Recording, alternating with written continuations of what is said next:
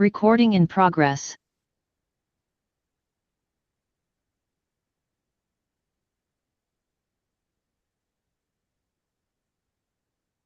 Baik. Assalamualaikum warahmatullahi wabarakatuh. Bismillahirrahmanirrahim. Alhamdulillahirabbil alamin.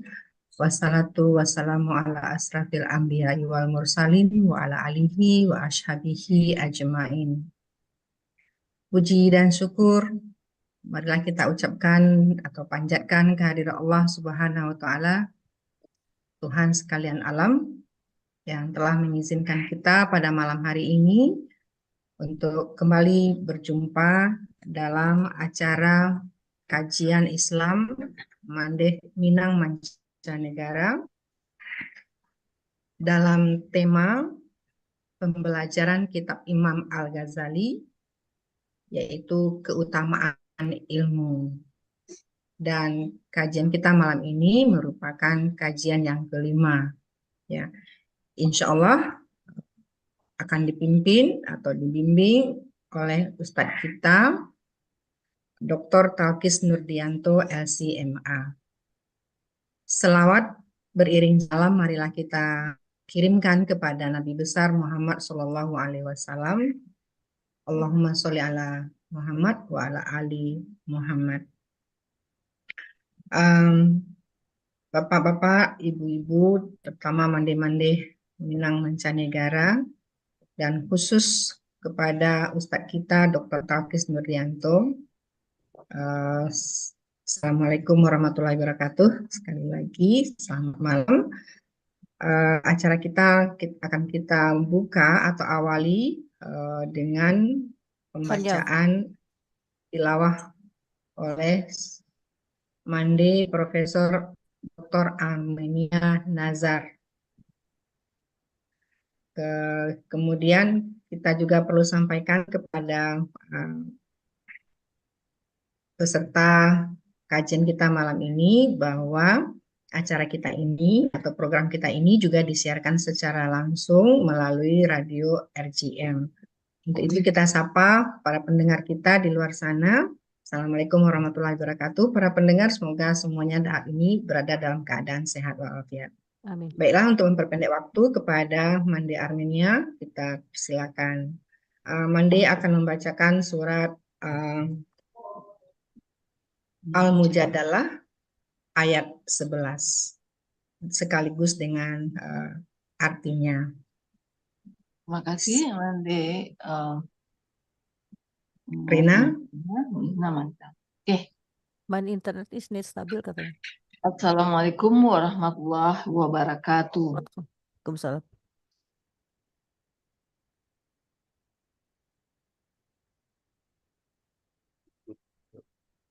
A'udzu billahi minasyaitonir rajim.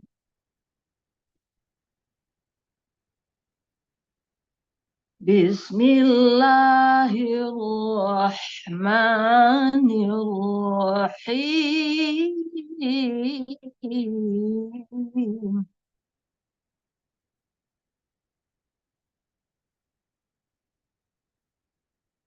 Ya ayyuhalladzina amanu idza qila lahum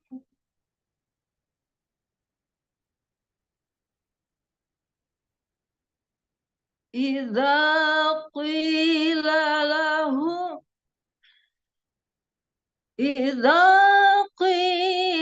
لكم تفسحوا في المجالس فافسحوا يفسح الله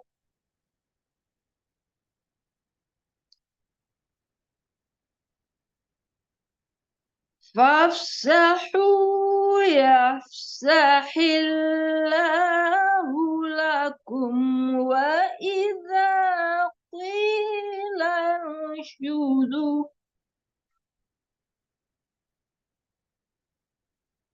وإذا قيل انشزوا فانشزوا يرفع الله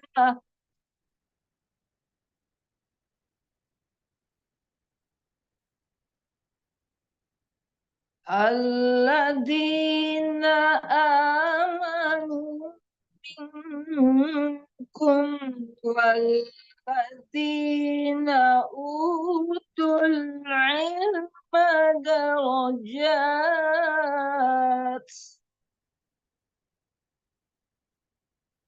والله بما تعملون خبير.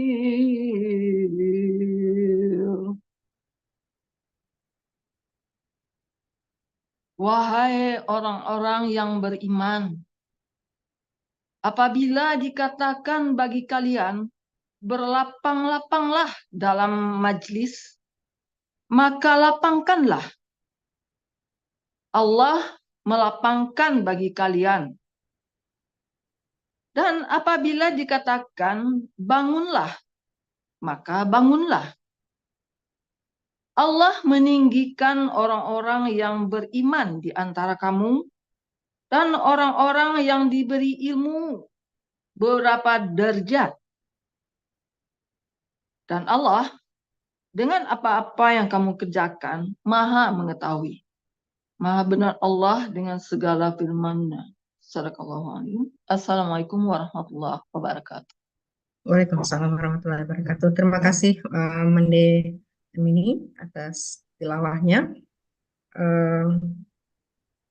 Selanjutnya mungkin perlu sedikit kita ingatkan kembali pendengar juga mungkin ada yang baru bahwa kitab Ihya Ulumuddin ini adalah kitab yang ditulis oleh Imam Besar Imam Al-Ghazali yang khusus sebetulnya membahas tentang keutamaan kebersihan hati dan juga tentang pentingnya ilmu.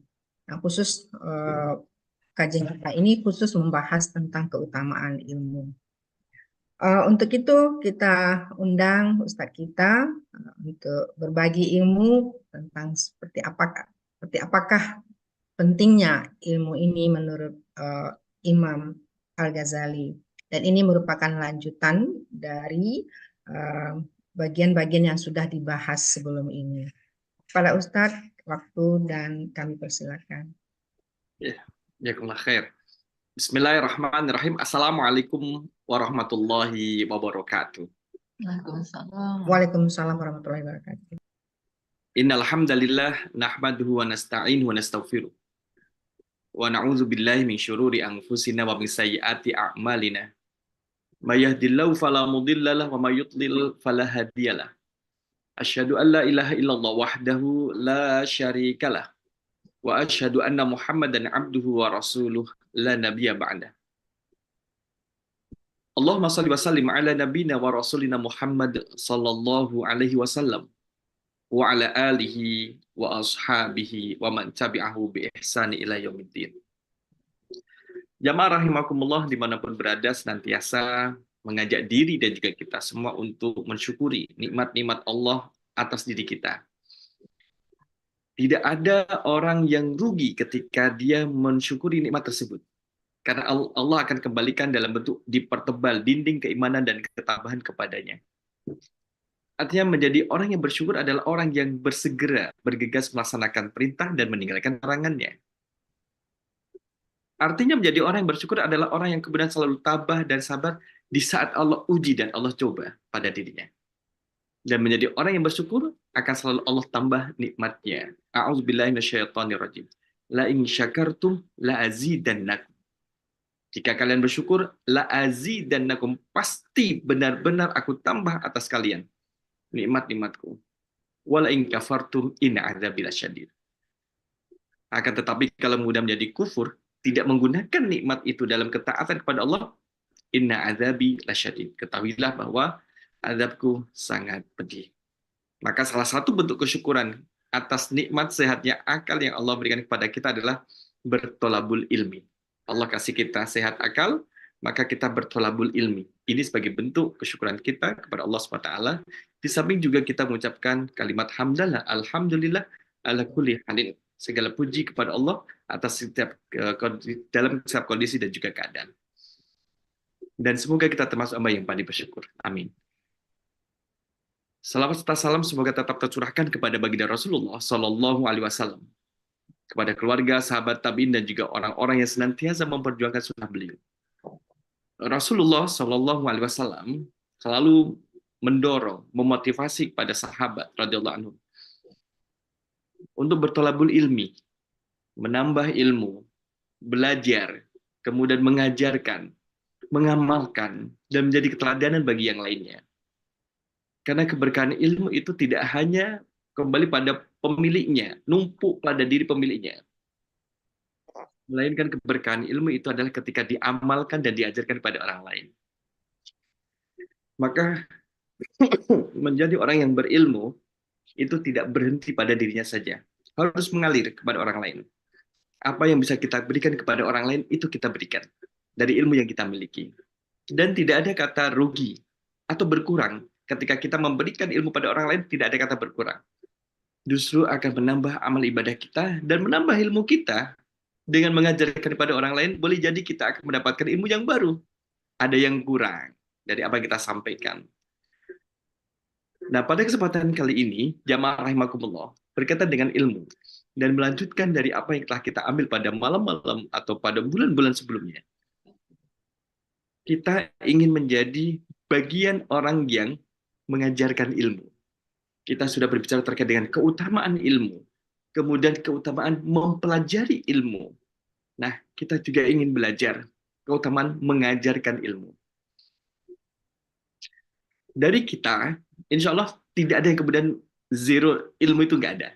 Kita memiliki ilmu dengan spesifikasi bidang yang kita miliki. Itu adalah ilmu. Sekalipun memang tidak banyak. Allah juga sudah berfirman, wa ma utitu minal ilmi illa qalila.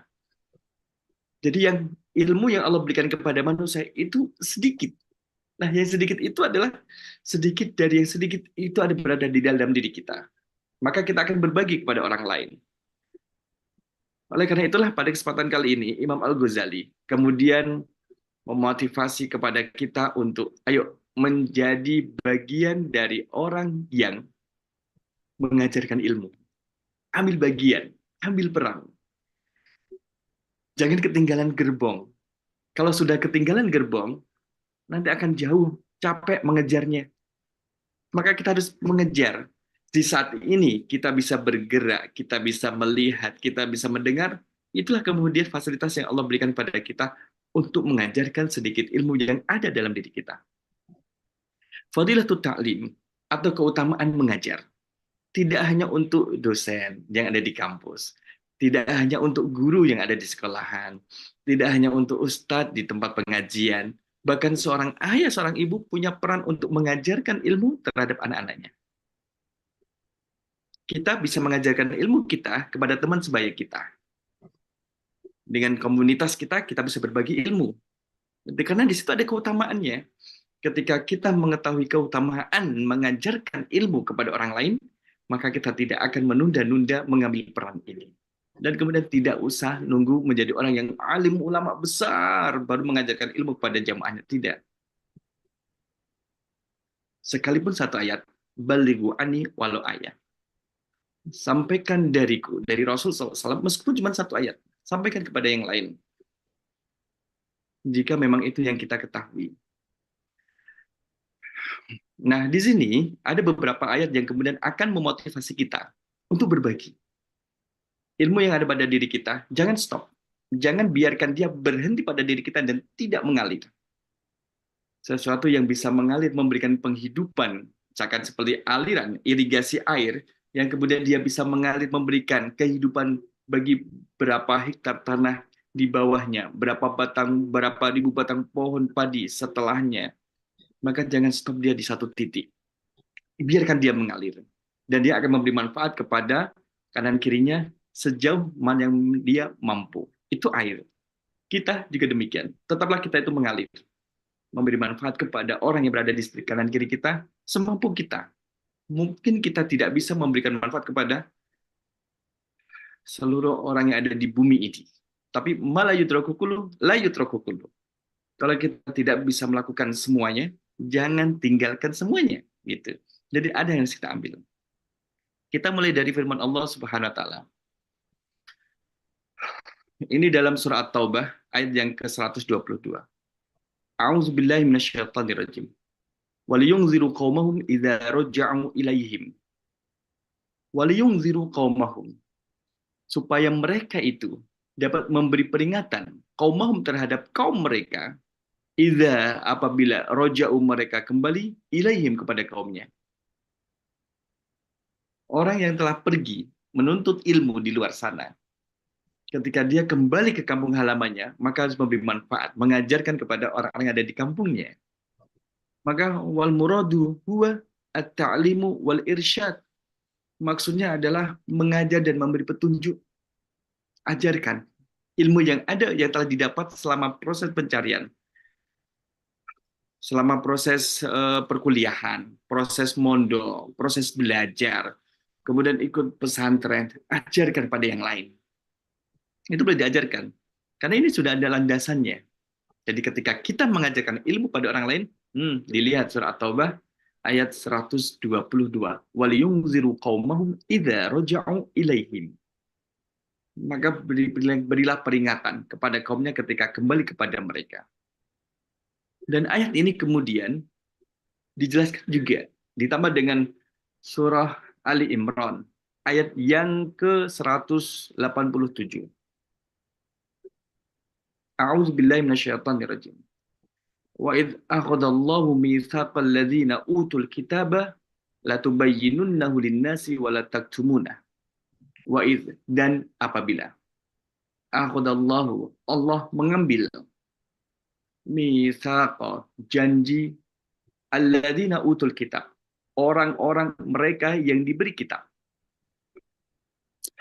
Latubayyinunnahu lin-nasi, supaya diterangkan kepada manusia, wala taktumunahu, dan tidak disembunyikan. Kalau kita lihat pada surah Al-Imran 187 ini, setiap orang yang diberi kitab oleh Allah harus disampaikan pada yang lain. Tidak boleh disembunyikan. Sebagaimana Rasul Shallallahu Alaihi Wasallam memiliki sifat tabligh. Apa itu tabligh? Menyampaikan, disampaikan.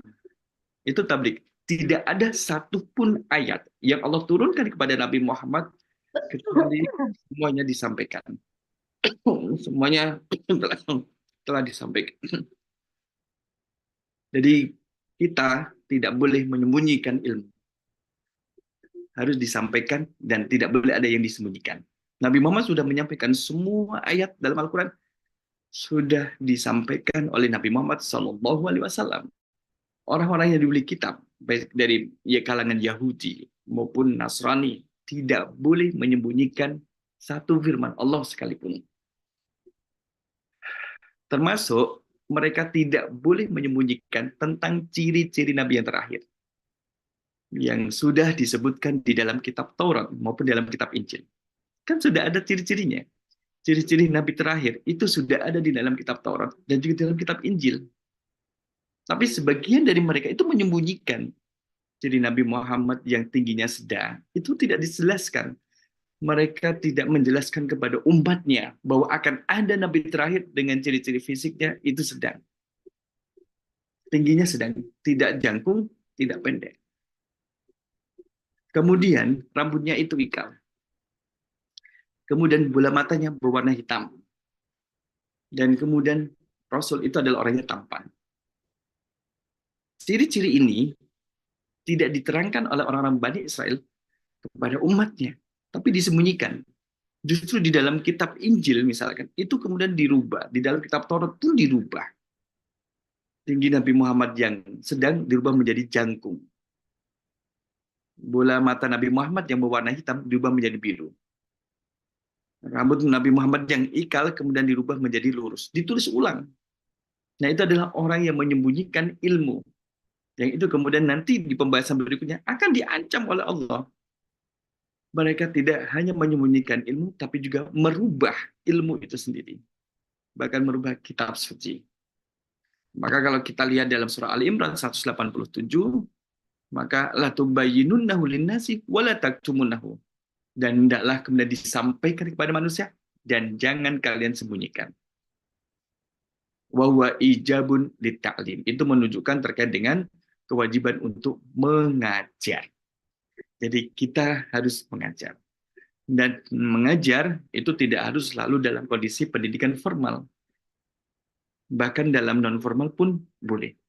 Nabi Muhammad SAW juga mengajar sahabat dalam pendidikan yang non-formal. Itu Nabi Muhammad. Bukan dalam pendidikan yang formal. Duduk, sharing, Nabi Muhammad melontarkan satu pertanyaan, sahabat menjawab. Kalau sahabat jawabannya salah, Nabi Muhammad membenarkan. Kalau Nabi Muhammad bertanya pada sahabat dan sahabat bisa menjawab, Nabi juga akan membenarkan. Itulah proses belajar. Jadi mengajar dan mengajarkan ilmu kepada orang lain. Wa qala ta'ala, dan juga firman Allah Subhanahu wa taala dalam surah Al-Baqarah 146. Wa inna fariqam minhum la yaktumunal haqqa wa hum ya'lamun. Wa inna, dan sesungguhnya fariqam minhum, ada satu golongan di antara mereka yang la yaktumunal haqqa, mereka menyembunyikan kebenaran, wa hum ya'lamun, sedangkan mereka itu mengetahui. Nah, artinya adalah kalau ada satu kebenaran kok disembunyikan secara sengaja, maka hukumnya adalah haram. Tahrimun lil kitmani. Tahrimun lil kitman wa huwa tahrim. Haram hukumnya menyembunyikan sesuatu yang sudah diketahui untuk tidak diketahui oleh orang lain. Kalau memang itu yang kita ketahui adalah sesuatu penting yang harus diketahui oleh orang lain, sampaikan kepada orang lain. Gitu. Nah, ini kemudian berbeda dengan pembahasan rahasia. Wah, rahasia keluarga, ya kalau rahasia jangan disampaikan pada orang lain. Kalau ilmu, bagaimana cara memahami A, B, memahami fikih sholat, kemudian memahami fikih puasa, kemudian memahami ilmu-ilmu yang lain. Kalau untuk perlu disampaikan, sampaikan, jangan disembunyikan. Karena ilmu itu milik Allah Subhanahu wa Ta'ala. Kama qala ta'ala fi syahadati. Wa may yaktumha fa innahu asimun qalbu. Dalam surah Al-Baqarah ayat 283, waman, dan sesiapapun dia yaktumha, menyembunyikan ilmu, menyembunyikan persaksian, fa innahu, maka sesungguhnya dia itu asimun qalbu, maka hatinya berdosa. Itu asimun qalbu, dosa itu kalau menyembunyikan. Dosa. Sama seperti orang yang memiliki kapasitas sebagai seorang saksi, kemudian menyembunyikan persaksiannya agar orang tidak tahu. Oh, nggak boleh itu. Nah, jamaah rahimakumullah, dari 1, 2, 3, 4 ayat ini kita sudah mendapatkan bahwa yuk sampaikan, kalau punya ilmu sampaikan pada yang lain. Boleh jadi ketika kita menyampaikan ilmu yang belum tentu kita bisa melakukan, kita sampaikan pada orang lain, ternyata orang lain itu bisa dan mampu melakukannya. Kita juga dapat pahala. Kita juga dapat pahala. Nanti akan lihat ya. Nah, wa qala sallallahu alaihi wasallam, dan Rasul sallallahu alaihi wasallam bersabda, man atallahu aliman ilman, nah, man atallahu aliman ilman, man atallahu aliman ilman illa wa akhadha alaihi minal mitsaqi ma akhadha ala nabiyina ay yubayyinuhu linnasi wala yaktumuhu. Ini riwayat Ibnu Adi di kitab Al-Kamil dan Ibnu Asakir dalam kitab Tarikh Dimashq. Ma'atallahu aliman ilman. Tidaklah diberikan oleh Allah kepada seseorang yang berilmu akan satu ilmu. Jadi tidaklah Allah itu memberikan ilmu kepada seseorang melainkan akhadha alaihi minal mitsaq, melainkan atau kecuali Allah ambil perjanjian darinya. Ma'akhadha 'ala nabiyyin, sebagaimana Allah mengambil janji dari para nabi. Apa janjinya? Ayyubayyinuhu linnasi wa la yaktumuhu, agar mereka menyampaikan kepada manusia dan tidak menyembunyikannya. Ini adalah perjanjian. Ini adalah perjanjian yang Allah ambil dari para nabi. Allah beri kepada nabi satu firman, sampaikan pada yang lain. Allah berikan kepada Nabi satu ilmu harus disampaikan pada orang lain. Tidak boleh untuk sendiri. Sama seperti kita, ketika kita diberi oleh ilmu, diberi ilmu oleh Allah, harus disampaikan kepada orang lain. Sampaikan saja. Kemudian orang itu ada yang memiliki tingkat pemahaman. Ada yang cepat memahami, ada yang tidak. Tapi sampaikan. Boleh jadi dari yang kita sampaikan itu perlu waktu untuk memahaminya. Tapi kita sampaikan dulu. Kalau dia lupa, ulangi lagi. Sama seperti kalau kita belajar di pengajian, di kajian, kadang ada materi yang kemudian diulangi lagi. Diulangi dan juga diulangi. Agar apa? Tidak lupa. Karena itu menjadi hal yang penting. Tidak lupa. Kita ulangi lagi. Bahkan kalau kita mendapatkan satu pembelajaran yang sudah kita pelajari, kemudian kita mendapatkannya, maka kita bertanya, kenapa saya mempelajari ini lagi ya? Apakah saya sudah melaksanakan? Apakah saya sudah melaksanakannya atau belum? Nah itu, kalau belum melaksanakannya, pelajari lagi. Nah, jamaah rahimakumullah, ini masih anjuran untuk menyampaikan ilmu kepada orang lain. Wa qala ta'ala, dan Allah Ta'ala berfirman, wa man ahsanu qawlan mimman da'a ila Allah wa 'amila shalihan. Ini kemudian kita bisa temukan dalam surah As-Sajdah ayat yang ke-33. Waman, dan siapakah orang yang ahsanu, paling baik apanya? Qaulan, perkataannya. Mimman, dari orang yang da'a, mengajak ilallahi, kepada Allah, wa 'amila shalihan, dan mengerjakan amal saleh. Maknanya adalah siapakah yang lebih baik perkataannya daripada orang yang memanggil kepada Allah dan berbuat amalan yang saleh. Bahwa orang yang mengajar kepada kebaikan itu adalah orang yang baik. Itu adalah orang yang paling baik ketika orang mengajak kepada kebaikan. Nah, mengajak kebaikan itu dengan menyampaikan ilmu. Ayo dijaga sholatnya. Kemudian, ayo dijaga puasanya. Itu kan mengajak kepada kebaikan. Ayo sudah waktunya sholat, dirikanlah sholat. Itu mengajak kepada kebaikan. Dan itu kemudian ditanya, apakah ada yang lebih baik dari orang yang mengajak kepada Allah dan beramal soleh? Tidak ada.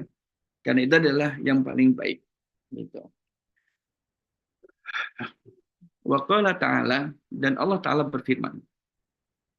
Kalau kita lihat firman Allah, ini di dalam surah An-Nahl ayat ke-125. Ud'u ila sabili rabbika bil hikmah. Ud'u, ajaklah. Ila sabili rabbika, ke jalan Tuhanmu. Bil hikmah, dengan baik. Bil hikmah, dengan bijaksana. Wal mau'idatil hasanah, misalkan dalam lanjutannya, dan dengan mau'idah yang baik, pengajaran yang baik. Jadi kalau kita mengajarkan sesuatu yang baik pun dengan cara yang baik. Kita mengajarkan ilmu nih. Ilmu ini kita ajarkan pada orang lain karena ilmunya adalah ilmu yang baik, maka dengan cara yang baik. Sesuatu yang baik disampaikan dengan yang baik, maka akan diterima dengan baik. Berbeda ini ketika ada sesuatu yang baik tapi disampaikan dengan cara yang kekerasan, intimidasi, itu mungkin akan diterima dengan tidak baik. Karena dia menyampaikan dengan tidak baik. Tapi kalau sesuatu yang baik, disampaikan dengan cara yang baik, akan diterima dengan baik. Ilmu juga demikian. Ilmu yang baik, ketika kita mau mengajarkan ilmu ini, maka sampaikanlah dengan cara yang baik. Nah, dalam firman Allah berikutnya, ini adalah firman yang dalam surah Al-Baqarah 129, wa yu'allimuhumul kitaba wal hikmah. Wa yu'allimuhumul kitaba, dan dia mengajari mereka kitab, wal hikmah, dan kebijaksanaan. Jadi Allah mengajarkan kepada manusia adalah kitab dan juga kebijaksanaan.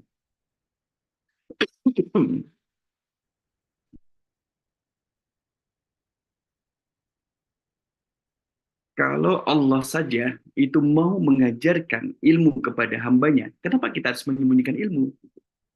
Maka kita harus mengajarkan ilmu kepada hamba yang lain. Sebagaimana Allah mengajarkan kepada kita ilmunya. Nah, dalil-dalil ini Dalil-dalil kalau kita lihat dari yang atas, waliyunziru qaumahum idza raja'u ilaihim, itu adalah surah dari surah At-Taubah ayat 122. Kemudian wa idza akhadallahu mitsaqa, itu adalah surah Ali Imran 187. Kemudian wa inna fariqam minhum, itu adalah surah Al-Baqarah ayat 146. Kemudian wa may yaktum fa innahu asimun qalbu, itu adalah surah Al-Baqarah ayat 283. Kemudian setelah hadis Rasul, kemudian ada waman ahsanu qaulan, itu adalah kemudian firman Allah dalam surah As-Sajdah ayat 33. Ud'u ila sabili rabbika bil hikmah, itu adalah surah An-Nahl ayat 125. Kemudian yang terakhir adalah wa yu'allimumul kitaba, itu adalah surah Al-Baqarah ayat 129. Itu semuanya memerintahkan kepada kita untuk menyampaikan ilmu kepada orang lain. Tidak boleh menyembunyikan ilmu. Maka di sini berbicara terkait dengan fadilatut ta'lim, keutamaan untuk mengajar. Nah, kita lihat wa'mal akhbaru, bagaimana kemudian dengan dalil-dalil yang ada daripada hadis Nabi SAW dan juga perkataan daripada sahabat. Nah, kemudian jamaah rahimakumullah. Maka Rasulullah SAW, Rasulullah bersabda, lamma ba'atha Mu'adzan radhiyallahu anhu ilal Yaman. Ketika Rasul mengirim Mu'adz bin Jabal ke negeri Yaman, maka Rasul bersabda gini, li ayyahdiyallahu bika rajulan wahidan khairun laka minad dunya wa ma fiha. Wahai Mu'adz, kalau misalkan kalau ada orang yang mendapat hidayah dari Allah karena dirimu, karena disebabkan oleh dirimu, maka itu lebih baik daripada dunia dan seisinya. Pahalanya. Kita menjadi sebab orang mendapat hidayah dari Allah, maka kita itu dapat pahala yang khairum minad dunya wa ma fiha. Mendapat pahala yang luar biasa, lebih baik daripada dunia dan seisinya. Itu kalau kita bisa menjadi sebab orang mendapat hidayah. Menjadi sebab orang mendapatkan hidayah. Bisa jadi kemudian orang lain mendapat hidayah karena kita ajak diskusi misalkan, atau kemudian kita terangkan satu ilmu misalkan, sehingga kemudian dia bersyahadat. Nah, jamaah rahimakumullah, ini kan kemudian menjelaskan bahwa kalau bisa kita itu menjadi sebab orang mendapat hidayah dari Allah, maka khairun laka minad dunya wa ma fiha. Itu lebih baik darimu daripada dunia dan seisinya. Kalau kita lihat dunia, apa sih isinya dunia? Oh, luar biasa, harta banyak, emas berjuta-juta ton di dunia. Tapi itu kalah dengan kita menjadi sebab orang mendapat hidayah dari Allah. Gitu. Misalkan ada teman, kita ajak wisata, kemudian wisatanya ke masjid. Oh, masjid ya? Iya, masjid, ini masjid. Dijelaskan apa itu masjid, apa itu fungsi masjid bagi seorang muslim. Kemudian dia tertarik. Kemudian dia convert kepada Islam, dan dia masuk Islam. Maka kita itu bisa menjadi sebab orang mendapat hidayah dari Allah Subhanahu wa taala. Kita bisa menjadi sebab. Kalau kita menjadi sebab orang mendapat hidayah dari Allah Subhanahu wa taala, maka pahala kita itulah yang besar, itu yang agung. Nah, itu jamaah rahimakumullah. Jadi ini yang menjadikan kita semangat untuk apa? Untuk mengajar. Dan kita tidak tahu kan ketika kita mengajar, kita tidak tahu ilmu yang kita sampaikan mungkin bisa dipahami saat itu. Atau bahkan jadi ilmu yang kita sampaikan itu tidak dipahami. Mohon maaf. Boleh jadi saat ini ketika kita menyampaikan satu ayat, satu hadis, itu kemudian ada yang kemudian tidak paham, tapi besok baru paham. Boleh jadi. Maka ketika kita mengajarkan satu ilmu, tidak menuntut pokoknya harus paham sekarang juga. Kan tidak bisa. Kita tidak bisa menuntut, karena kemampuan orang berbeda-beda.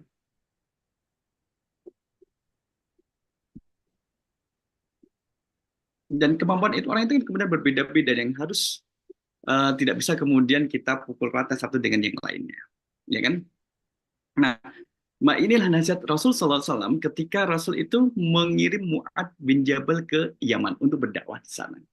Nah, kita tahu bahwa Islam kemudian dikenal di Yaman itu melalui Mu'adz bin Jabal. Karena sahabat yang pertama kali di dikirim oleh Rasul SAW adalah Mu'ad bin Jabal. Maka faqala Rasulullah sallallahu alaihi wasallam lamma ba'atha Mu'adzan radhiyallahu anhu ila Yaman, la yahdiyallahu bika rajulan wahidan khairul laka minad dunya wa ma fiha. Jadi engkau menjadi sebab, wahai Mu'ad, engkau menjadi sebab seseorang mendapat hidayah Allah, itu pahalanya lebih baik daripada dunia dan juga seisinya. Oh, sangat kaya kan? Kalau itu sangat kaya. Wa qala Rasulullah sallallahu alaihi wasallam, dan Rasul sallallahu alaihi wasallam bersabda, "Man ta'allama baban minal ilmi", sesiapa yang kemudian mempelajari satu bab dari satu ilmu. Mau belajar fikih, cari satu bab, tohara misalkan, atau wudhu, atau tayamum. Kemudian kita membaca tafsir. Kemudian kita membaca satu bab misalkan terkait dengan tafsir surah Al-Fatihah misalkan. Atau surah An-Nas misalkan. Kita mempelajari satu bab. Tujuannya untuk apa? Tujuannya adalah liyu'alliman nasa, agar bisa mengajarkan orang lain. Jadi kita belajar satu ilmu agar bisa mengajarkan ilmu itu kepada orang lain, maka u'tiya sawaba sab'ina siddiqan. Pahalanya itu akan diberi pahala 70 orang yang siddiq. Apa itu siddiq? Siddiq adalah orang yang selalu benar, membenarkan Nabi, seumpama atau serupa dengan Abu Bakar As-Siddiq. Nah, itu adalah siddiq. Nah, jamaah rahimakumullah, ini kan memberikan gambaran pahalanya. Yuk, pelajari satu ilmu. Pelajari satu ilmu. Dan yang dipelajari itu sampaikan pada yang lain. Menunjukkan bahwa tidak harus nunggu mempelajari banyak ilmu baru bisa menyampaikan kepada orang lain. Bahkan satu ilmu itu bisa disampaikan kepada orang lain. Satu ayat pun boleh disampaikan pada orang lain. Satu hadis boleh satu hadis. Tidak harus nunggu mempelajari 42 hadis dalam kitab Arba'in. Atau nunggu selesai membaca kitab Bukhari Muslim baru mau mengajarkan hadis. Gak usah. Dan sudah ada yang dipahami dari hadis itu. Sampaikan kepada yang lainnya. Sampaikan. Karena pahalanya itu banyak. Karena kita tidak tahu kapan toh kemudian kita akan wafat. Jangan sampai kemudian saya nanti dah mengajarkan kepada orang lain, saya masih belum cukup ilmunya, saya mau belajar lagi. Nah, qadarullah, ketika dia sedang belajar, belum sempat mengajarkan ilmunya pada orang lain, sudah dipanggil oleh Allah. Kita kan tidak tahu, kan itu menjadi misteri. Maka kita kemudian tidak menunda untuk mengajarkan satu ilmu yang ada pada diri kita kepada orang lain. Meskipun hanya mengajarkan huruf kha, misalkan dalam tahsin, kha, ain, gitu, kha, ain, itu pun kebaikan, ya kan? Jadi kita tidak berpikir bahwa mengajarkan ilmu harus satu ilmu yang banyak, satu ilmu yang kompleks dan kemudian yang lengkap. Tidak harus, gitu. Nah, kemudian kita lihat bahwa waqala Isa alaihissalam. Isa alaihissalam kemudian berkata, man alima wa amila wa allama. Sesiapa orang yang baik laki-laki maupun perempuan, alima, dia itu berilmu, wa amila, dan mengamalkan ilmunya, wa allama, dan mengajarkan ilmunya. Fadzalika yud'a aziman fi malakutis samawati. Maka orang itu disebut sebagai orang besar di segala penjuru langit. Jadi akan disebut sebagai orang besar fi malakutis samawati. Jadi sebutannya adalah aziman, disebut sebagai orang yang besar. Itu kenapa? Belajar, mengamalkan, mengajarkan, lengkap. Dia orang yang belajar, kemudian mengamalkan, kemudian mengajarkan, kan menjadi lengkap. Ya. Nah, itulah kemudian ketika kita ingin mendapat sesuatu yang sudah Allah siapkan bagi diri kita. Dan ini tidak dirahasiakan. Dan ini kemudian disampaikan kepada kita. Nah, bola itu ada pada diri kita. Kita mau ngambil yang mana?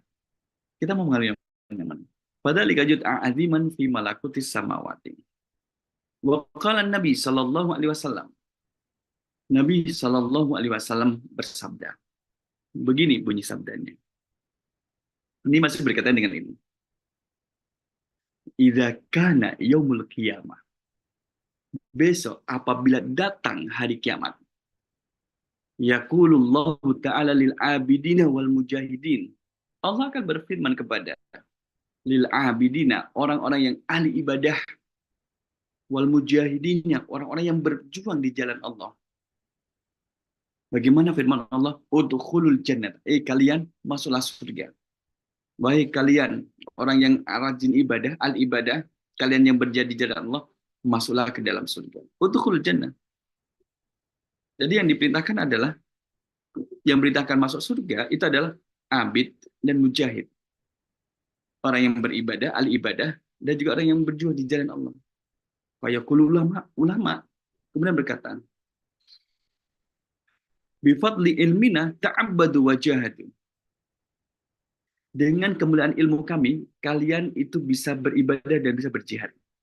Jadi Allah kan memanggil, wahai kalian yang ahli ibadah, masuk surga. Dia, orang ini ahli ibadah, masuk surga. Dari mana dia bisa ibadah? Dari ulama. Dari mana dia tahu caranya ibadah? Diajarin oleh ulama. Maka ulama mengatakan, dengan keutamaan ilmu kami, kalian bisa ibadah. Orang yang berjihad di jalan Allah, kemudian mendapatkan surganya Allah. Karena dia berjihad membela agama Allah dengan ikhlas. Dari mana dia tahu? Tahu disampaikan oleh ulama. Yang mengajarkan itu adalah ulama. Maka ulama kemudian dikatakan fayaqulullah azza jalla antum indi kaba'di malaikati. Antum kalian wahai ulama, indi di sisiku kaba'di malaikati. Seperti sebagian daripada malaikatku. Ishfa'u. Ishfa'u. Maknanya ada berilah syafaat. Berilah syafaat. Tusyafa'u. Maka mereka memberikan syafaat. Fayashfa'una. Dan mereka mendapatkan syafaat. Summa yadkhulul jannata. Kemudian mereka masuk surga. Jadi ahli ibadah masuk surga karena ilmu yang diajarkan oleh orang lain. Mujahid, orang yang berjuang di jalan Allah, masuk surga karena dia memiliki ilmu yang diajarkan oleh orang lain. Nah, orang-orang ini masuk surga karena ada ilmunya. Dan mereka berilmu karena ada yang mengajarkan. Nah, orang yang mengajarkan inilah sama seperti orang yang dimuliakan oleh Allah SWT. Maka kita kemudian tidak pelit ya.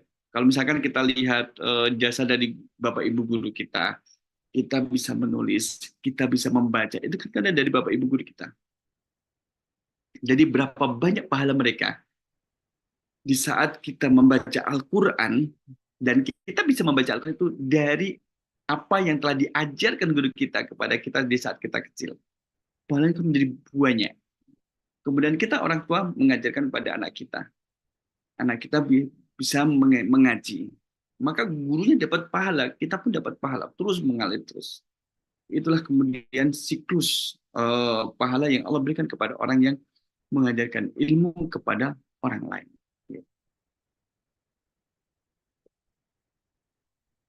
Nah, lal ilmu lazim alladzi la yata'adda. Ini dikarenakan orang itu masuk surga karena ada ilmu. Dan ilmu itu kemudian didapat karena diajarkan oleh orang lain. Nah, inilah kemudian bahkan sampai di surga. Maka sallallahu alaihi wasallam, Rasulullah SAW juga bersabda, Innallaha, sesungguhnya Allah Ta'ala, la yantazi'ul ilma intiza'an minan nasi. Allah itu tidak akan mencabut satu ilmu dari manusia, ya, mencabut ilmu dari manusia yang telah dianugerahkan kepadanya pada ayat yang iyahum. Jadi Allah itu, misalkan seseorang telah dikasih ilmu oleh Allah, Allah tidak akan mencabut ilmu itu. Kembalikan ilmuku yang telah kuberikan kepadamu, berikan sini. Allah tidak mengambil ilmu dengan cara tersebut. Walakin, akan tetapi, bagaimana cara Allah menghilangkan ilmu dari dunia? Tetapi yuzhibu bidhihabil ulama. Allah menghilangkan dengan mewafatkan ulama. Wa kullama dzaba alimun, ketika satu orang alim telah pergi, zahaba bima ma'ahu minal ilmi, maka ilmu yang bersama dengan orang alim itu juga akan pergi di bawah mati. Artinya kan ilmunya berkurang. Iya, ilmunya akan berkurang. Nah, jamaah rahimakumullah, kalau kita melihat bagaimana kemudian ada seorang alim ulama wafat, Dan kemudian kita merasa sedih, ya Allah. Itulah cara Allah kemudian menarik ilmunya. Tidak dengan mengambil ilmu dari orang yang masih hidup, tapi orang yang berilmu itu diwafatkan oleh Allah Subhanahu wa Ta'ala.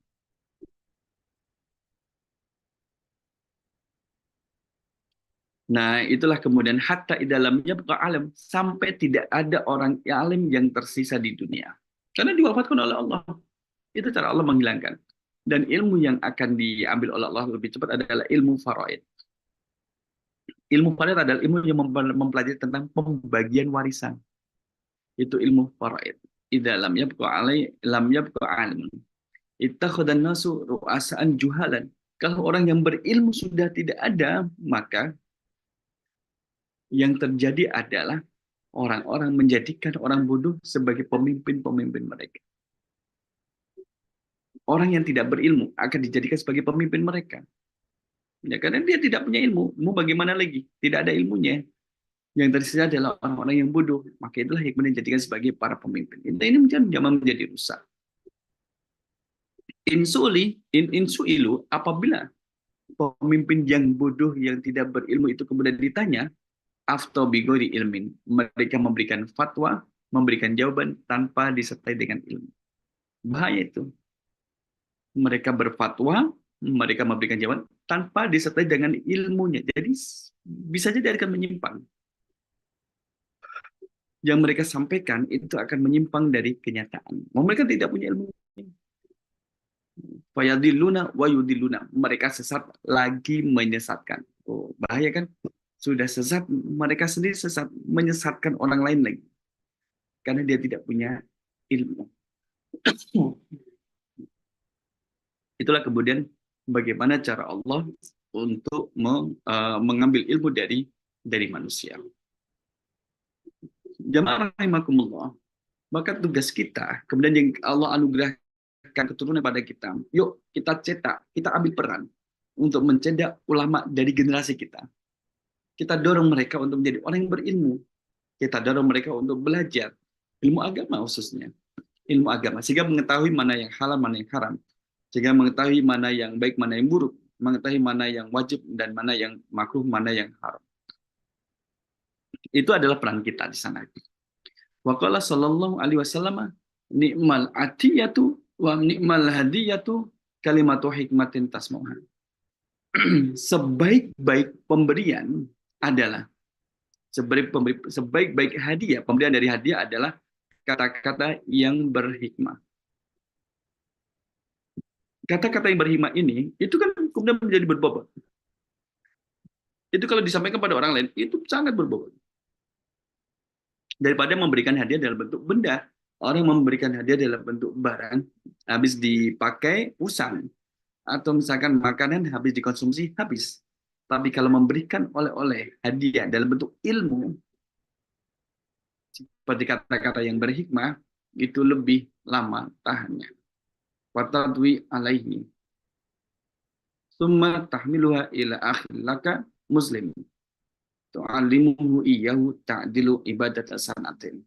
Maka kemudian engkau bawakan kepada saudaramu muslim, jadi sebaik-baik pemberian adalah kata yang bijaksana, kata yang hikmah. Kata yang hikmah ini kemudian diajarkan, disampaikan pada orang lain. Nah, orang yang mendengarnya ini kemudian mengamalkannya, maka itulah pahalanya berlipat-lipat ganda. Nah, gitu. Nah, sampai sini Mandarina, sampai sini dulu. Kita kasih jeda dan saya mohon izin ngambil air minum dulu. Nanti akan balik lagi, insya Allah. Terima kasih, silakan Ustadz. Ya, Ustadz udah banyak sekali nih bicara sampai kerongkang beliau nih jadi kering. Baik, para pendengar RGM dimanapun berada dan Bapak Ibu serta mande-mande yang berada di ruangan Zoom ini, telah sama-sama kita dengarkan tema pada malam ini, yaitu bagaimana kita mengambil bagian sebagai orang yang membagikan ilmu. Tadi Ustadz telah berbagi kepada kita Se- 7 ayat ya maaf, minimal. Ustaz Alkis tolong dimatikan screen-nya. Share Oh, beliau screen-nya. sedang ngambil air minum, Ande. Beliau sedang ngambil Oke, air maaf. minum. Bentar. Iya. Ada 7 ayat yang disampaikan oleh Ustadz yang tertulis di dalam kitab Ihya Ulumuddin ini, betapa wajibnya kita berbagi ilmu. Jadi kita tidak boleh menyimpan ilmu, tidak boleh pelit kalau kita memiliki ilmu. Bahkan disebutkan di sini bahwa oleh Nabi Isa bahwa orang yang tidak mau berbagi ilmu itu hatinya berdosa. Dan pada ayat lain disebutkan, pada dalil lain disebutkan juga bahwa kalau kita tidak mau berbagi ilmu itu sifatnya haram. Jadi sambil menunggu Ustadz, barangkali ada mande-mande yang di dalam ruang Zoom ini ataupun para pendengar kita di luar sana yang ingin bertanya tentang kewajiban berbagi ilmu ini. Ya. Dan untuk diketahui bahwa ini adalah lanjutan dari beberapa kali kajian kita tentang kitab Ihya Ulumuddin, khusus tentang keutamaan ilmu, bahwa sebelum-sebelumnya kita sudah mendengarkan dari Ustadz Tarkis bahwa keutamaan ilmu, kemudian keutamaan orang berilmu, kemudian keutamaan orang yang berbagi ilmu, dan sekarang itu adalah bagaimana wajibnya kita berbagi ilmu. Ya. Baik, ini ada pertanyaan satu dari pendengar radio kita. Oh, belum ya? Bentar saya lihat dulu. Ya, ini dari apa nih? Pertanyaan pertama, saat ngobrol dengan teman perihal banyaknya golongan-golongan aliran-aliran ajaran Islam, teman saya ini menyikapi perbedaan ini dengan logika. Nah, menurut nuraninya tidak cocok, berarti dia tidak ikut. Kalau nuraninya cocok dengan ajaran tersebut, dia akan ikut. Nah, nanti akan kita tanyakan kepada Ustadz kita. Ustadz kita sekarang sedang mengambil air minum. Jadi kita tunda dulu pertanyaannya. Jadi pertanyaannya intinya adalah apakah tindakan ini salah atau keliru dalam menyikapi ajaran-ajaran yang berbeda-beda dari masing-masing golongan. Nah, kita tunggu Ustadz kita. Kemudian juga ada pertanyaan nanti dari Mande Tati. Kita tunggu Ustadz ya, Mande Tati, supaya Ustadz bisa juga mendengarkan. Ya, Panderina. Ya. Jadi kita sudah mendengar betapa beruntungnya orang-orang yang berilmu dan betapa mulianya orang-orang yang berbagi ilmu. Dan alhamdulillah kita sekarang mendapatkan ilmu dari orang yang berilmu. Dan orang yang berilmu itu Ustadz kita tentu juga mendapatkan ilmu dari orang-orang yang memberi ilmu sebelumnya. Dan mudah-mudahan kita juga termasuk orang-orang yang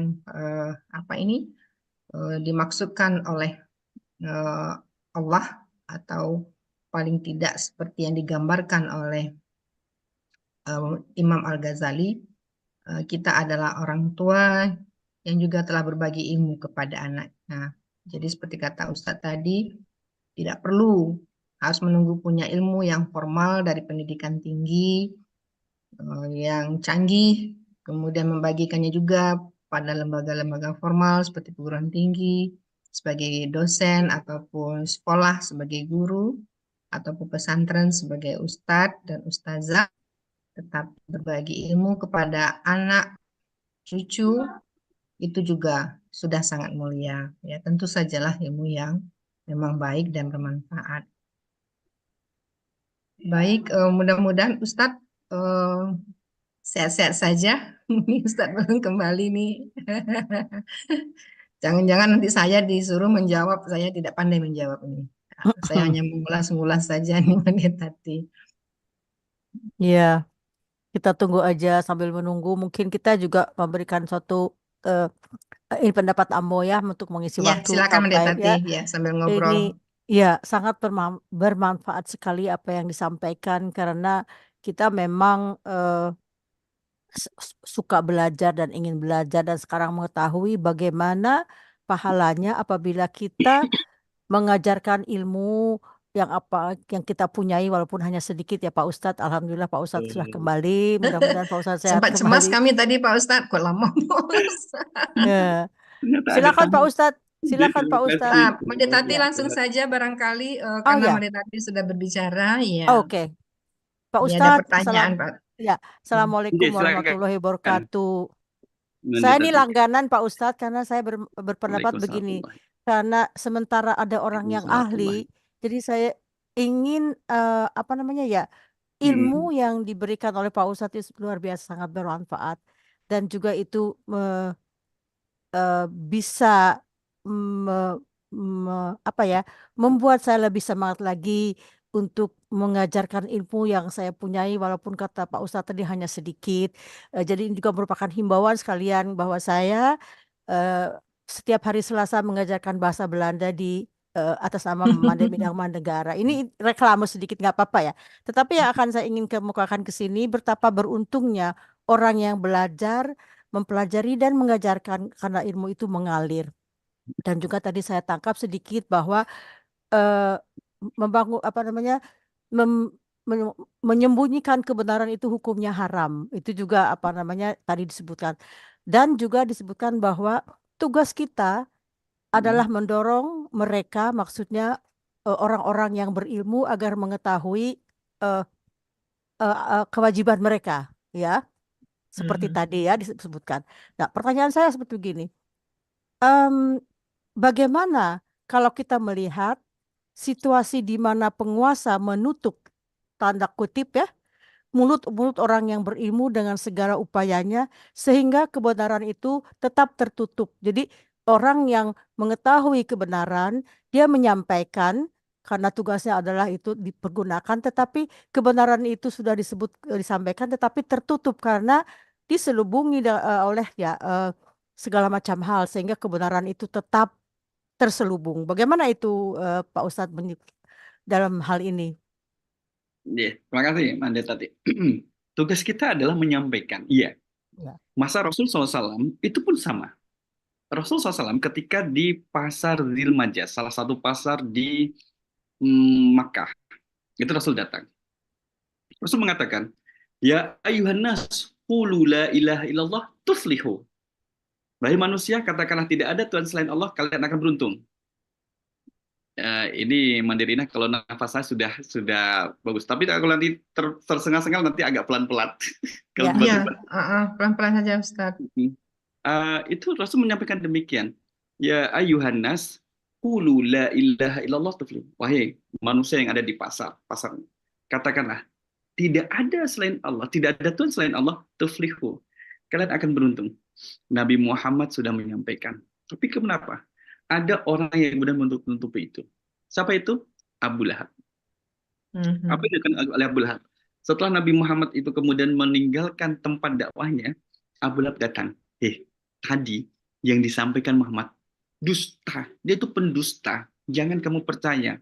Gak usah dibenarkan. Dia mengatakan, la ilaha illallah, gak usah kalian ikuti. Tetaplah kalian menyembah patung dan berhala kalian. Itu ada. Tapi kemudian apakah dikatakan gagal? Tidak. Allah akan melihat proses yang dilakukan oleh hambanya dalam menyampaikan ilmunya. Gitu. Maka kita memiliki ilmu, sampaikan. Sampai ataupun tidak, itu urusannya Allah. Itu hak prerogatifnya Allah. Allah yang akan menentukan sampai atau tidaknya. Dakwah pun demikian. Nabi Nuh alaihissalam 950 tahun berdakwah. Terus dakwah, tugasnya ada dakwah. Apakah orang itu menerima atau menolak, itu urusannya Allah. Itu hak prerogatif Allah menjadikan orang itu beriman terhadap dakwah Nabi Nuh atau menolak. Tapi yang perlu kita lakukan adalah menyampaikan. Sama seperti kalau ada ulama, kemudian dibungkam oleh pemimpin yang zalim, tugasnya adalah menyampaikan semampunya. Kalau ulama ini tidak boleh menyampaikan ilmunya secara retorika dengan kata-kata, mungkin dengan tulisan. Kalau tidak bisa dengan tulisan, tetap ditahan, dicegah dengan isyarat. Sebisanya dan semampunya dan sedapatnya. Tapi harus ada usaha, ada effort yang dilakukan di sana. Maka kita tidak boleh memandang kecil. wah saya cuma ngajarin bahasa Inggris. Apa sih gunanya bahasa Inggris di surga? Jangan bilang demikian. Boleh jadi dengan bahasa Inggris, orang membaca terjemahan Al-Quran bahasa Inggris, dia jadi paham. Boleh jadi dengan mengajarkan bahasa Belanda, orang membaca terjemahan Al-Quran dengan bahasa Belanda, dia boleh jadi paham. Oh ini ya. Nah itu. Jadi ilmunya akan masuk dari celah-celah yang memungkinkan untuk dimasuki. Jadi terus untuk belajar dan mengajar. Terima kasih banyak Ustadz. Sama-sama. Ini ada satu pertanyaan Ustadz dari pendengar radio kita. Begini, saat mengobrol dengan teman perihal banyaknya golongan atau aliran ajaran Islam, teman saya ini menyikapi perbedaan ini dengan logika. Nah, menurut nuraninya tidak cocok, berarti dia tidak ikut. Kalau nuraninya cocok dengan ajaran tersebut, dia akan ikut. Nah, pertanyaannya, apakah tindakan ini salah atau keliru dalam menyikapi ajaran-ajaran yang berbeda-beda dari masing-masing golongan ini? Demikian, Maka, Ustaz. terima kasih, Andi. Arahnya adalah harus bisa menempatkan di mana beragama menggunakan nurani dan juga di mana beragama menggunakan kemudian wahyu. Misalkan gini, ketika kita berwudu nih, kan kita membasuh muka, kemudian membasuh tangan, mengusap kepala dan kaki, membasuh kaki. Orang kalau, mohon maaf, buang angin nih, apakah dalam wudhu itu kemudian ada satu gerakan yang membersihkan tempat keluarnya angin? Kan tidak. Tidak ada. Seharusnya kalau dengan rasional, kan harus diusap kan? Diusap. Itu satu. Mohon maaf, belum lagi kemudian BAK, BAB, POP-nya itu, kan ternyata tidak. Cukup tetap, ya, tangan, muka, kepala, dan kaki. Itu yang pertama. Yang kedua adalah, masul khufaini, itu mengusap sepatu boot yang tinggi. Saya umpamakan tangan ini adalah kaki. Ini nih kaki di sini. Kalau kita ini bagian kaki bagian atas, yang telapak bawah ini kaki bagian bawah. Kalau kita berjalan dengan kaki kita, yang kotor itu kaki bagian bawah atau bagian atas? Bagian bawah. Bagian bawah. Dalam kaidah fikih, masul khufaini mengusap dua kaki.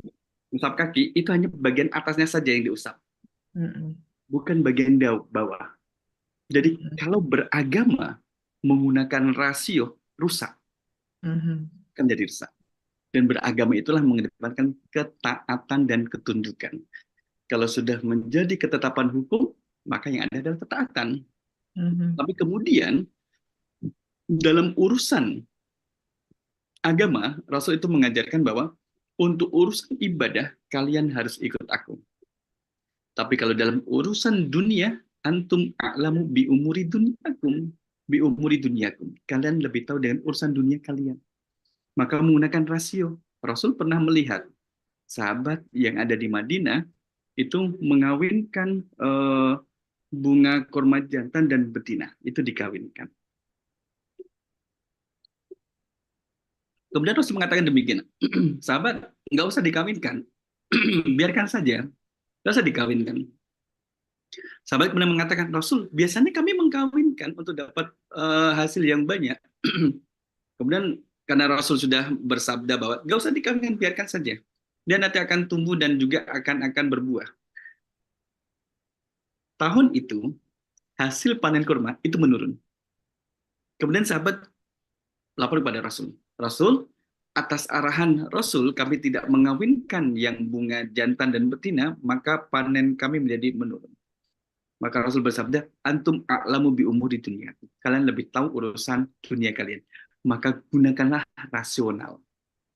Kalau memang untuk mendapatkan buah yang banyak dan berkualitas itu harus dikawinkan, ya, jantan dan betinanya dari kurma itu, maka kawinkan. Nah, itu untuk urusan dunia. Maka ketika orang menggunakan logika, cocok logi dalam beragama, berbahaya. Maka dia akan menjadi tandingan bagi Allah. Karena dia kan akan membuat keputusan, wah saya sepakat, saya ambil. Wah saya nggak sepakat, saya nggak ambil. Orang kan berpikir, kenapa ya sholat subuh kok 2 rakaat? Kenapa harus ada sholat subuh? Itu kan badan lagi capek, bangun dari tidur. Oh, dia akan menggunakan logika. Seyogyanya kan subuhnya jangan terlalu malam, dirubah aja ketika sudah terbit matahari. Ah, logika akan main, rusak. Itu rusak. Dan dalam beragama tidak mengedepankan logika. Tapi ketika kita mengambil satu istimbat hukum, satu hukum yang belum ada pembahasannya, belum ditemukan dalam Al-Quran, belum ditemukan dalam hadis Rasul, belum ditemukan dalam pendapat sahabat atau ijma ulama, kemudian menggunakan logika, maka boleh masuklah dalam pembahasan misalkan kias, misalkan ini. Zaman Rasul SAW itu kan tidak ada nabzah, narkotik, heroin itu kan kemudian tidak ada. Kemudian dilogikakan, kalau dulu zaman Rasul tidak ada nabzah, ya ganja dan sebagainya itu, heroin gitu, tapi dulu ada namanya khomer. Nah, kemudian cari kesamaannya. Ini kan harus menggunakan logika. Mana titik kesamaannya sehingga nanti memunculkan ketetapan hukum bahwa mengkonsumsi zat adiktif itu adalah haram, sama seperti mengkonsumsi khamr. Nah, itu baru menggunakan logika di sana, mencari. Tapi dalam berislam, melaksanakan amal ibadah tidak boleh menggunakan logika, melainkan menggunakan ketaatan. Allah a'lam bishawab. Allah alam usaha. Terima kasih Ustadz. Mungkin ada pertanyaan lain dari Mandi? Mandi Ben, ada bertanya? Pertanyaan 2 ada dari radio. Iya, ini sudah ada pertanyaan 2 dari radio. Kita utamakan dulu mungkin pertanyaan dari para pendengar kita. Pertanyaannya begini Ustadz, ada narasi sedikit nih. Saya pernah melihat seorang sholat sunat rawatib di masjid. Saat sujud, lengannya dibuka lebar-lebar. Akan tetapi, di saat sholat berjamaah, lengannya rapat atau ngatup. Nah, yang jadi pertanyaan, dari segi ilmunya, mana yang benar? Lengan dibuka lebar-lebar atau merapat dengan ketiak? Atau ada ilmu yang menyatakan sholat sendiri dibuka dan ketika berjamaah harus dirapatkan dengan ketiak. Nah, mohon nih pencerahan dari Ustadz nih. Terima Apa kasih. bedanya nih? Iya, terima kasih. Jadi posisinya gini, kalau sujud, itu diginikan. Jadi dia melebar tangannya ini. Kalau kita lihat bahwa kalau kita sholat sendirian, berarti tidak ada orang berada di sebelah kanan kita dan tidak ada orang sebelah kiri kita. Ya kan? Jadi dilebarkan gitu. Di saat kemudian sholat berjamaah, berarti ada orang di sebelah kanan kita, ada di sebelah kiri kita.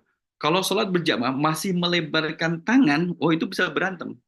Karena akan menyikut orang yang berada di kanan dan juga kanan kirinya gitu. Kaidah dalam sujud ketika sholat, kita lihat kaidahnya. Kita sujud di atas 7 titik. Satu adalah titik muka, terdiri daripada jidat dan kemudian hidung kita, itu satu. Yang kedua adalah telapak tangan, kedua telapak tangan kita, kedua dan ketiga, dua telapak tangan kita harus nempel. Ya. 4, 5 adalah dua lutut kita, 4 dan 5. Lutut harus nempel.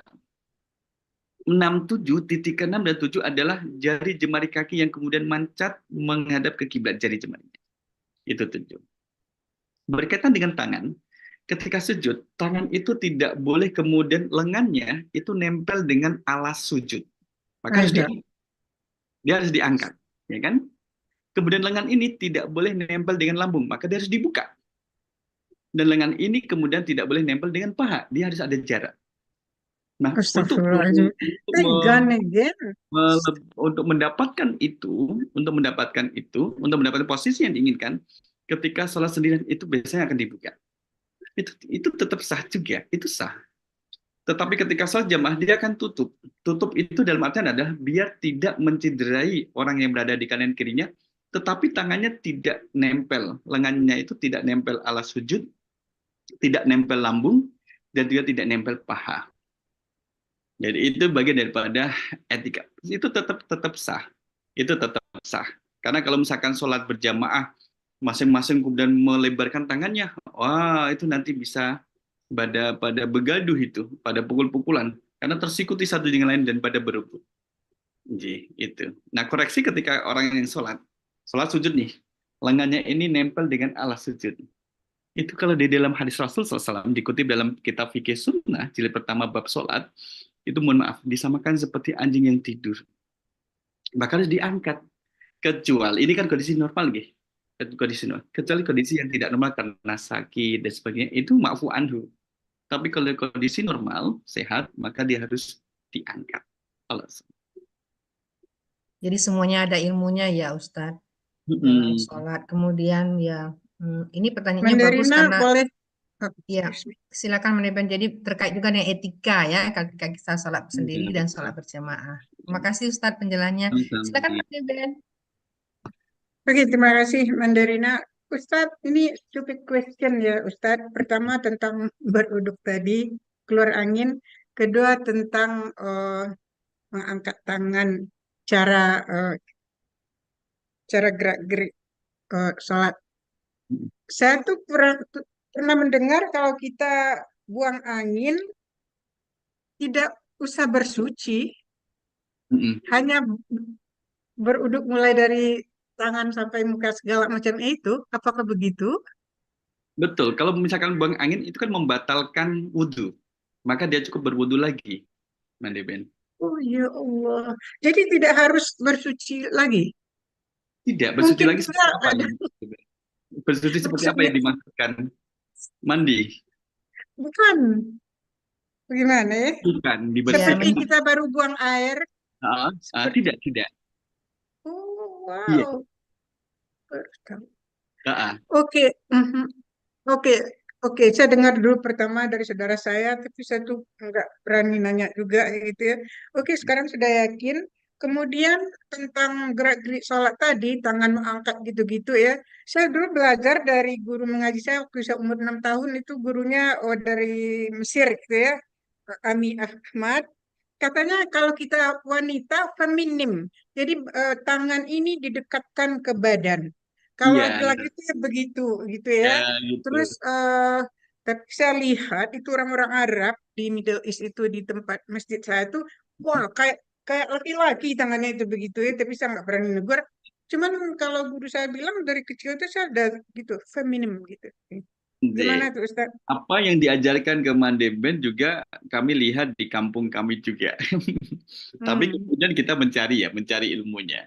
Rasul SAW kemudian bersabda, "Sallu kama ra'aitumuni usolli." Sallu, salatlah kalian kama sebagaimana ra'aitumuni, kalian melihat aku usolli salat. Jadi kita lihat salatnya Rasul. Rasul ketika salat tidak memberi contoh kepada perempuan untuk kebenaran feminim. Tetap seperti itu. Tahiyat awalnya perempuan sama dengan tahiyatnya laki-laki. Tahiyat akhirnya perempuan sama dengan tahiyatnya akhirnya laki-laki.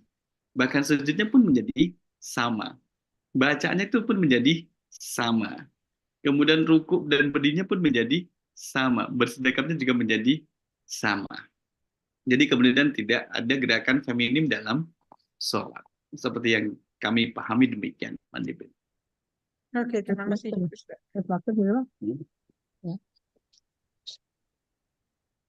Terima kasih Ustadz. Masya Allah, subhanallah. Sorry, Mandarina, mohon di unmute Mandarina. Ya, oke. Ada pertanyaan juga dari pendengar nih Ustadz. Ketika umroh, ibadah di Masjid Haram, ada seseorang lewat di depan orang sholat dan bahkan melangkahi ketika orang sujud. Pernah saya coba tahan, orang tersebut bilang di Masjidil Haram hal ini tidak bermasalah. Padahal ustadz saya di kampung pernah bilang lewat di depan orang sholat ibadahnya tidak diterima 40 hari. Nah ini bagaimana nih Ustadz? Kalau di Masjidil Haram memang tidak berlaku ini atau bagaimana? Ya, saya lihat pun di Masjidil Haram itu laki-laki perempuan itu malah satu saf ya. Saya heran juga, aduh bagaimana gitu. Padahal saya kan beda saf gitu ya. Terima kasih Ustadz. Betul. Masjidil Haram itu memiliki keunikan dan juga memiliki keistimewaan. Itu Masjidil Haram. Keunikan dan keistimewaan. Keistimewaannya, sholat sekali di Masjidil Haram itu sama seperti sholat 100.000 kali di luar selain Masjid Nabawi. Masya Allah. Jadi 100.000 kali, itu keistimewaannya. Masya Allah. Keunikannya adalah kalau ada orang yang sholat sunnah nih, di pelataran Ka'bah di bawah itu, yang keramik warna putih, Dan waktunya adalah waktu untuk kebersihan umum, harus dipel. Semua yang sholat sunnah harus bubar. Harus bubar. Itu tukang pelnya tidak nunggu yang sholat sunnah selesai. Kalau ditunggu selesai, kapan selesainya? Sini selesai, sana baru berdiri. Baru takbiratul ihram. Ini mau selesai, kemudian sini pada sholat. Gak selesai-selesai. Karena Masjidil Haram adalah tempat yang terbuka. Tempat datang seluruh umat Islam dari penjuru dunia. Maka kemudian, karena saking banyaknya, kemudian tidak diterapkan aturan sebagaimana kalau kita sholat di dalam satu kotak bangunan masjid kita di kampung. Kalau kita sholat di masjid kan banyak orang terbatas. Kalau ada orang lewat, tahan. Ya memang ditahan. Rasul mengajarkan demikian. Tahan. Cari jalan yang lain. Ini sedang sholat, jangan mengganggu kehusuannya. Kalau dari kanan, tangan kanan yang diangkat. Kalau dia dari arah kiri, tangan kiri yang diangkat untuk menahannya.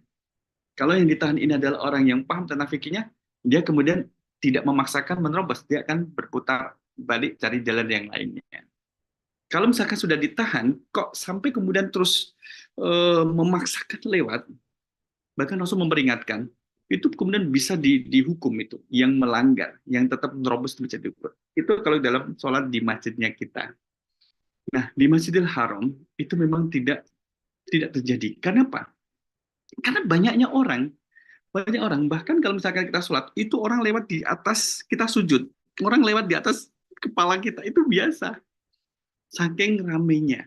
Oleh karena itu, karena di Masjidil Haram itu ada ramai, orang kemudian ada yang tawaf, ada yang sa'i, ada yang berjalan, ada yang kemudian seperti Mandirina tadi sebutkan, ketika dikumandangkan ikomat kan orang yang semula pada tawaf kemudian pada berbaris. Tahu-tahu sebelah kita ini perempuan, yang sebelah perempuan itu laki-laki. Apakah kemudian sholatnya menjadi batal? Enggak, tetap aja lanjut. Satu sholat kemudian ada laki perempuan. Itulah keunikan yang ada di Masjidil Haram dengan jumlah pengunjung yang banyak sampai sekarang ini. Nah, solusinya adalah agar kemudian kita tidak dilewati ketika di Masjidil Haram, kalau sholat cari tempat yang agak sepi. Agak dekat dinding dengan dinding tembok yang berada di ujung pelataran. Insya Allah itu sudah ada pembatasnya. Nah, kalau sudah ada pembatasnya itu, biasanya askar memberikan pembatas-pembatas di mana tempat untuk orang sholat, itu akan meminimalisir orang lalu lalang di tempat orang yang sholat. Tapi kalau kita sholat di luar pembatas itu, maka akan banyak orang lalu lalang. Nah, itulah yang bisa kita sampaikan di sini. Ya, memang yang terjadi di Masjidil Haram seperti yang disampaikan oleh penanya yang ketiga itu. Memang seperti itu. Tapi kalau di Madinah tidak sekredit Masjidil Haram. Kalau di Madinah, ya di Madinah cukup teratur dan cukup rapi dalam pelaksanaan ibadah, dan orang lewatnya itu sudah ada jalannya. Sudah ada jalan karena satu sajadah untuk berdiri satu shaf. Di depan sajadah karpet itu kemudian masih ada waktu mungkin sekitar 40 cm untuk orang lewat. Nah, itulah kemudian orang lewat naruh sandal itu di situ. Tapi kalau Masjidil Haram tidak pakai karpet. Tidak pakai karpet, wah, yang di pelataran. Maka akan kroti. Itu Allah alam.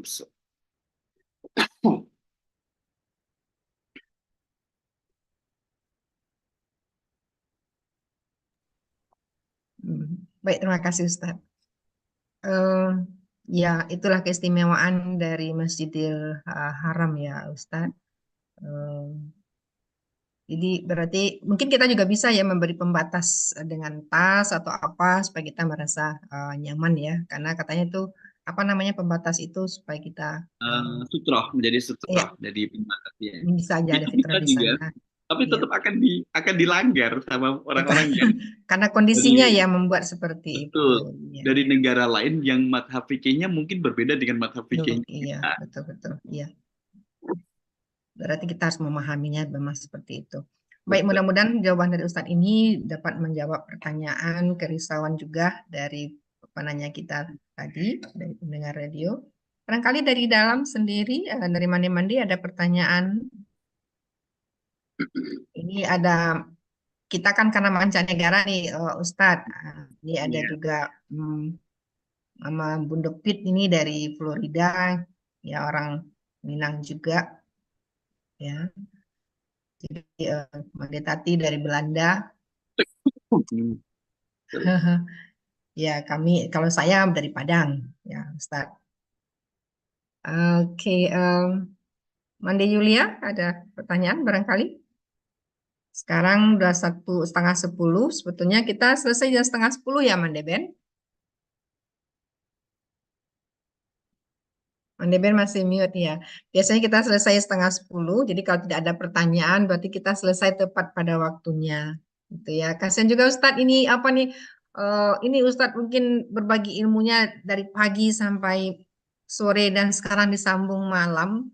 Nah, itu juga ada risiko apa nih? Di samping itu memang ibadah yang sangat mulia, sebagaimana yang Ustadz sampaikan tadi, yang diuraikan oleh Imam Al-Ghazali.